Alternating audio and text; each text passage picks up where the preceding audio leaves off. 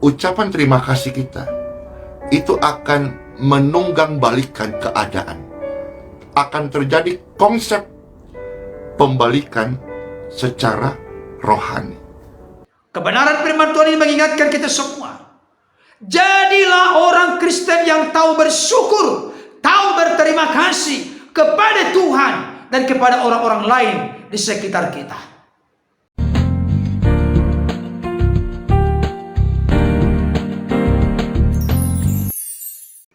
Shalom. Salam sejahtera dalam kasih Tuhan kita Yesus Kristus. Jumpa kembali dengan saya, dan pada kesempatan ini secara khusus saya akan membahas satu topik penting dan menarik, praktis, sederhana, tetapi benar-benar atau sungguh-sungguh bermanfaat dalam kehidupan kita mengiring dan mengikut Tuhan. Saya beri judul belajar dari Pastor Andi Simon, hidup yang bersyukur dan berterima kasih kepada Tuhan. Sebelum saya lebih jauh memberikan beberapa ulasan, khususnya bertitik tolak dari kebenaran firman Tuhan, ada baiknya kita saksikan dulu tayangan berikut ini.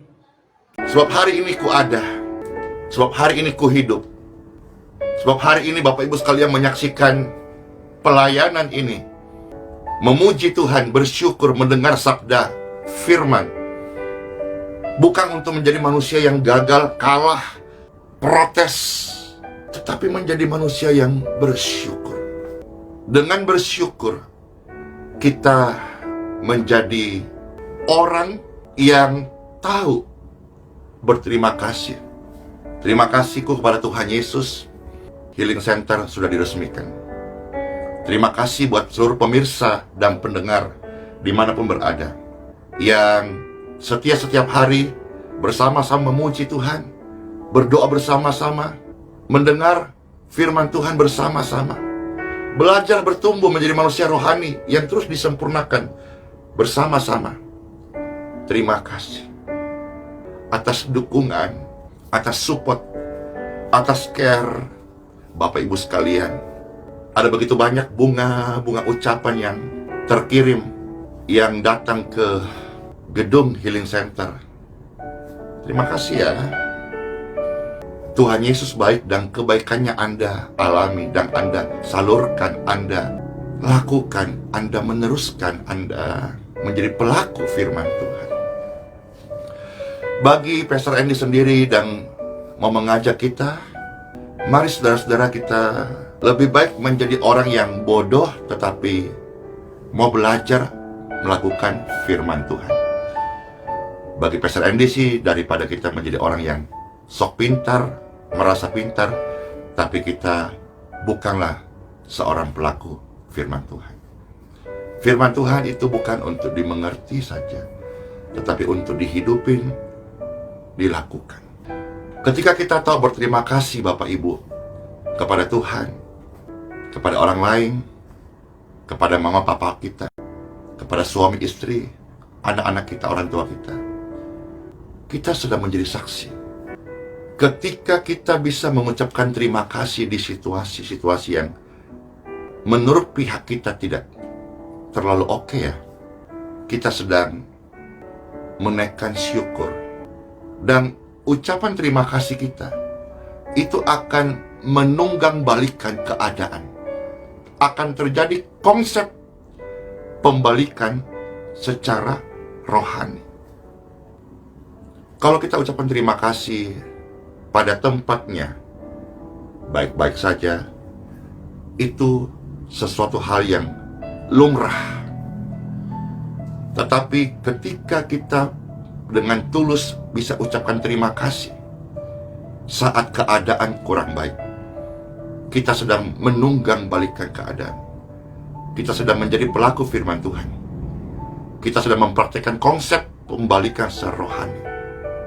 Artinya, kehidupan orang percaya tidak dilandaskan semata-mata dari apa yang dia lihat, tetapi dari apa yang dia yakini, iman, dan hidupin. Amin. Baik Bapak Ibu Saudara yang dikasihi oleh Tuhan, tadi kita sudah menyaksikan, menyimak dan memperhatikan beberapa hal penting yang disampaikan oleh hambanya Pastor Andi Simon. Beliau menegaskan, jadilah kita manusia yang tahu bersyukur kepada Tuhan dan juga berterima kasih kepada orang-orang lain yang sudah memberikan perhatian, kasih, support, kepedulian kepada kita. Saudaraku yang dikasihi oleh Tuhan, saya pernah mendengarkan seorang rekan hamba Tuhan menyampaikan satu pernyataan penting yang perlu menjadi sorotan dan perhatian bagi kita. Beliau mengatakan, keberhasilan saya turut ditentukan oleh orang-orang yang menjadi pembantu atau asisten rumah tangga. Ini merupakan sesuatu yang serius, benar-benar mencelikkan mata hati, mata rohani saya. Dan kalau kita jujur menganalisa, mencoba untuk menggali, mengeksplorasi, mencoba dengan rendah hati mengerti dan memahami apa yang disampaikan oleh seorang rekan hamba Tuhan ini benar adanya. Oleh karena asisten rumah tangga, beliau bisa konsentrasi secara optimal, fokus dan maksimal berkarya, bekerja untuk mengembangkan usahanya. Karena ada orang di rumah yang membersihkan rumah, yang memasak, memperhatikan kehidupan anak-anaknya yang masih dalam pertumbuhan. Saudaraku yang dikasihi oleh Tuhan, oleh karena itu rekan hamba Tuhan ini tidak pernah dia merasa canggung, merasa berat hati untuk mengucapkan terima kasih kepada asisten rumah tangga. Saudaraku yang dikasihi oleh Tuhan, hal ini penting untuk mencelikkan mata hati, mata rohani kita. Kenapa? Dalam hidup ini, mari kita mencoba untuk mengelolanya dengan penuh ketulusan dan kerendahan hati. Ternyata keberhasilan kita memang sumbernya dari Tuhan. Tapi Tuhan bisa pakai orang-orang di sekeliling kita yang mencintai, mengasihi kita untuk mensupport, mendukung kita, sehingga kita bisa meraih apa yang Tuhan siapkan, yang menjadi berkat yang diuntukkan oleh Tuhan kepada kita. Itu sebabnya saudaraku, sejak penciptaan Allah berfirman, tidak baik manusia seorang diri saja, aku akan menjadikan seorang penolong yang sepadan dengan dia. Manusia yang diciptakan sebagai makhluk sosial butuh support, dukungan, kepedulian, kasih sayang, perhatian dari orang-orang di sekitarnya. Hal inilah yang menunjukkan kepada kita bahwa kita tidak bisa main tunggal-tunggalan. Kita butuh orang lain. Terlebih utama, kita butuh Tuhan dalam hidup kita. Oleh karenanya Bapak Ibu Saudara, apapun situasi, kondisi, keadaan yang sedang kita alami saat ini, atau barangkali kita masuk di dalam kelompok yang sudah semakin diangkat, dibesarkan, diberkati, dipedulikan Tuhan sedemikian rupa. Jangan lupa kacang pada kulit, jangan lupa daratan. Mari kita menjadi orang-orang Kristen yang tahu bersyukur, berterima kasih di akhir zaman ini. Kenapa hal ini menjadi sesuatu yang sangat penting? Karena ternyata jauh-jauh hari seorang Rasul Kristus besar yang bernama Rasul Paulus telah mengingatkan kepada anak rohaninya di dalam 2 Timotius pasal 3, salah satu dari keadaan manusia pada akhir zaman adalah orang tidak tahu berterima kasih. Saudaraku, adakah dalam sepanjang perjalanan hidup kita, kita menjadi orang-orang yang tidak tahu berterima kasih, tidak tahu bersyukur kepada Tuhan, dan juga kepada orang-orang yang telah mensupport kita dalam meraih apa yang sudah kita raih saat ini?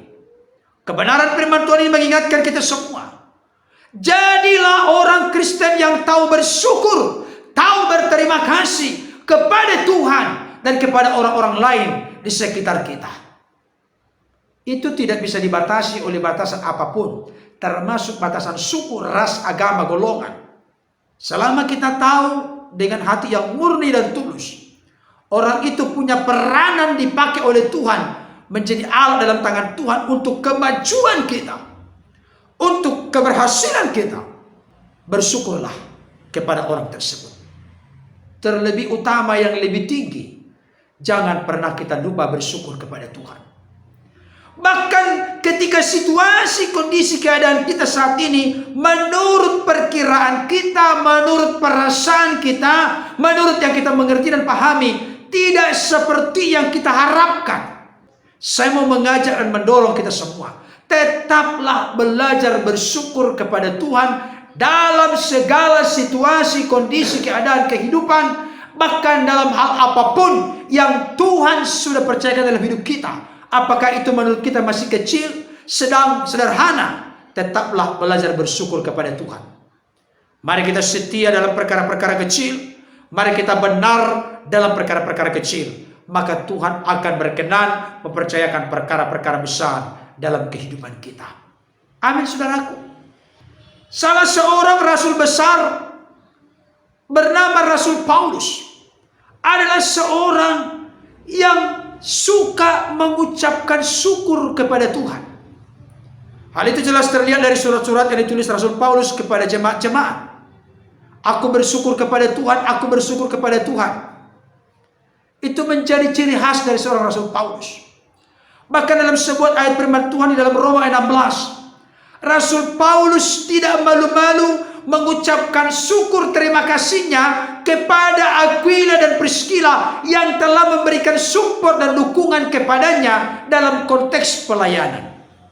Saya mau kasih tahu kepada Bapak Saudara, Rasul Paulus adalah salah seorang dari Rasul Kristus yang benar-benar memberikan contoh panutan teladan yang terbaik kepada kita.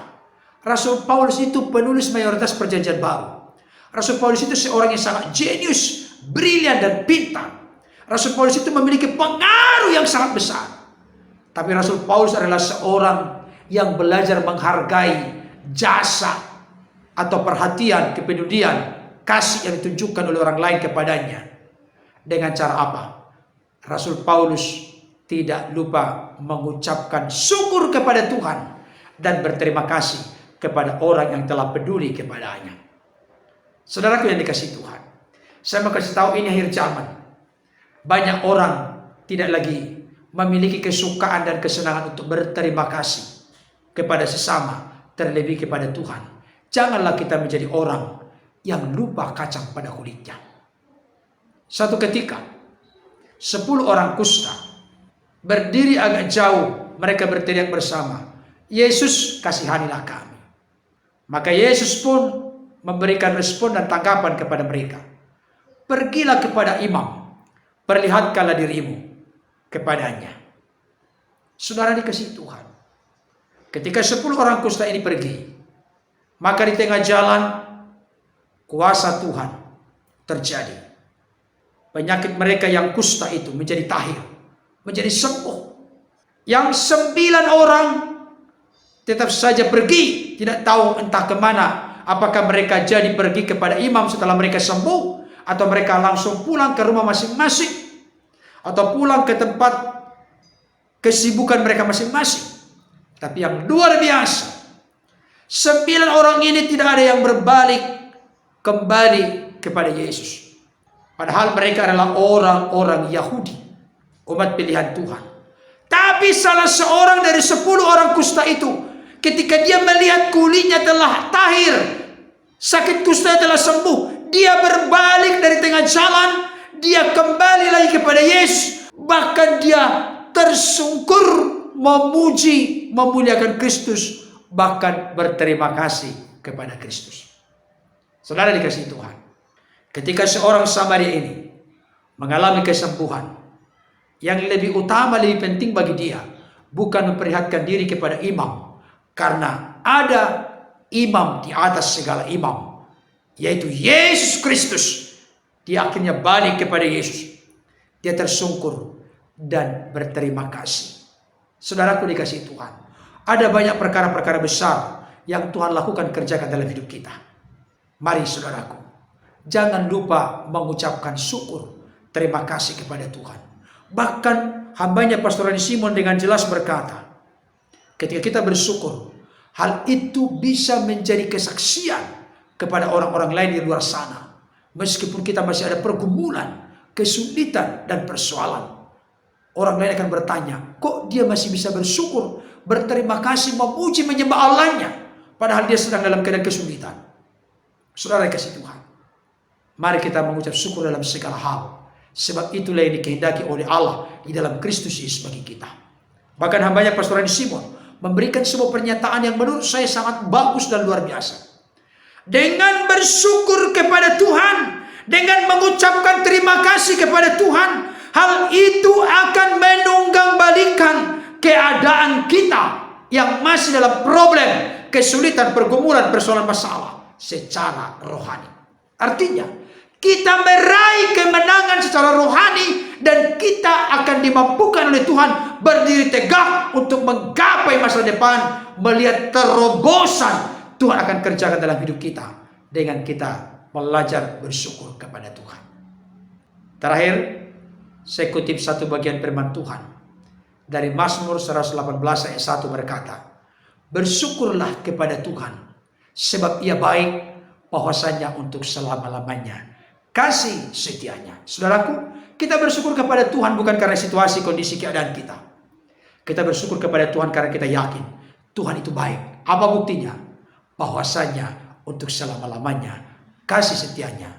Saya mau menyampaikan kepada kita, keadaan manusia di akhir zaman adalah tidak tahu berterima kasih, tidak tahu bersyukur.